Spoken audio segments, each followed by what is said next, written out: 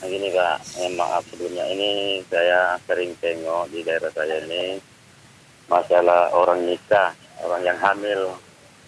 Sedangkan saya pernah ditalimkan dalam majelis, karena gitu, saya dengarkan orang nikah hamil itu tidak boleh katanya dinikahkan, harus sesudah melahirkan.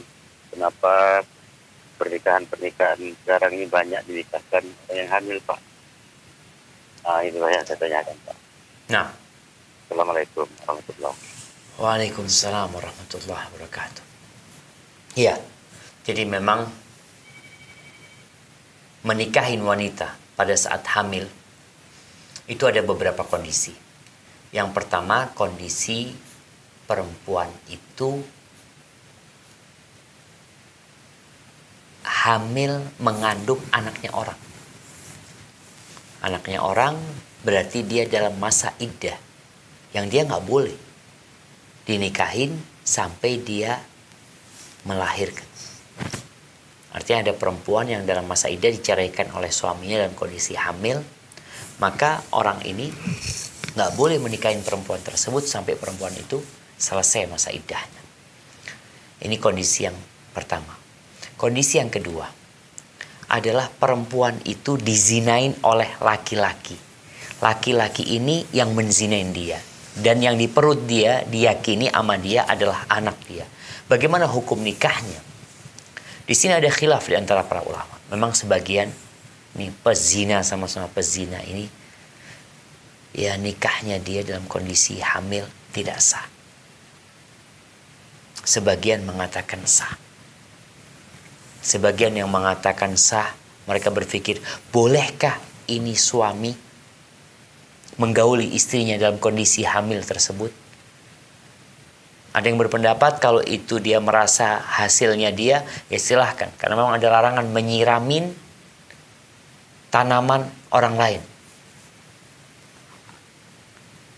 Ada beberapa mazhab yang berpendapat bahwasanya kalaupun itu adalah hasil sama orang lain, dia menikahin perempuan ini yang sudah bertobat dalam kondisi hamil, dan laki-laki ini tahu perempuan itu hamil karena berzina dengan laki-laki lain, kemudian dia menikahinya,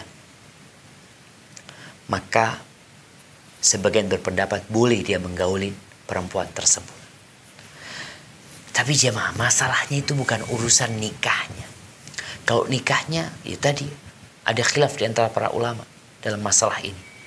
Anda lihat pendapat yang kuat kalau memang laki-lakinya bertobat dan perempuannya bertobat kembali kepada Allah Subhanahu wa taala, jadi mereka menikah bukan untuk melegalkan perzinaan mereka, tapi mereka memang orang-orang yang bertobat kepada Allah Subhanahu wa taala, semoga itu nggak masalah. Jadi sah nikahnya. Tapi kalau dia belum bertobat, hanya tujuannya untuk mendapatkan buku hijau, dia pikir dengan buku hijau ini selesai urusannya. Enggak, mereka sama-sama pezina yang seharusnya kembali kepada Allah SWT. Tahun Ana lulus SD itu tahun 90. Sebelum tahun 90, di kampung Ana itu ada seorang wanita yang menikah dalam kondisi hamil. Orang kampung itu marah semua. Bahkan mereka sebagian gak mau menghadiri pernikahan tersebut. Itu dulu. Di masa sekarang, karena public figurnya, artis-artis, ada yang hamil, ada yang punya anak, gak ada suaminya, ini sekarang dianggap wajar.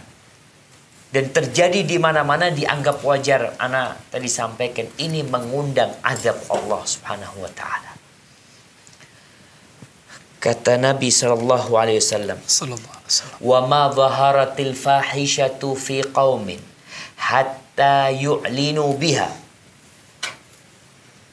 Tidaklah muncul perzinaan atau yang seperti perzinaan, perbuatan keji LGBT di satu kaum sehingga mereka mengumumkannya. Mereka tidak lagi merasa takut dan khawatir. Dulu kalau ketahuan hamil tanpa suami, dirajam dia atau dijilid. Sekarang biasa-biasa aja sambil mengumumkan. Bahkan diceritakan sama orang di kamera, di foto, di videokan, mereka umumkan seakan-akan bukan perbuatan dosa. Orang yang seperti itu, masyarakat yang seperti itu, Allah akan berikan kepada mereka penyakit-penyakit yang belum ada di umat-umat sebelumnya. Dan itu yang sudah terjadi sekarang.